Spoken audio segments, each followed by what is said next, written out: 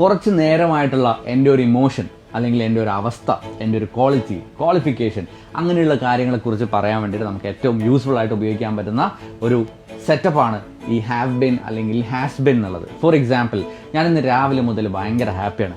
Have been happy since this morning. അപ്പോൾ രാവിലെ മുതൽ എന്ന് പറയാൻ വേണ്ടിയിട്ടാണ് ഞാൻ സിൻസ് ഉപയോഗിച്ചേക്കണേ. അപ്പോൾ സിൻസ് എന്ന് പറഞ്ഞാൽ മുതൽ എന്നാണ്, ഒരു സ്റ്റാർട്ടിംഗ് പോയിന്റ് കാണിക്കാൻ വേണ്ടിയിട്ടാണ്. കഴിഞ്ഞ ഞായറാഴ്ച മുതൽ എന്നാണെങ്കിൽ സിൻസ് ലാസ്റ്റ് സൺഡേ എന്ന് പറയും. അതേപോലെ കഴിഞ്ഞ 2 മണിക്കൂറായിട്ടാണ്, ഡ്യൂറേഷൻ ആണ് പറയുന്നതെങ്കിൽ നമ്മൾ സിൻസിന് പകരം എന്ത് ചെയ്യും, ഫോർ ഉപയോഗിക്കും.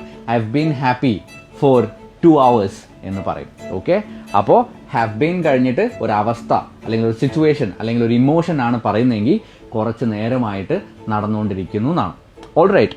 ഇനി ഹാവ് ബീൻ കഴിഞ്ഞിട്ട് ഒരു ടു ആഡ് ചെയ്യുകയാണെങ്കിൽ നമ്മളത് എന്തിനാ ഉപയോഗിക്കാം?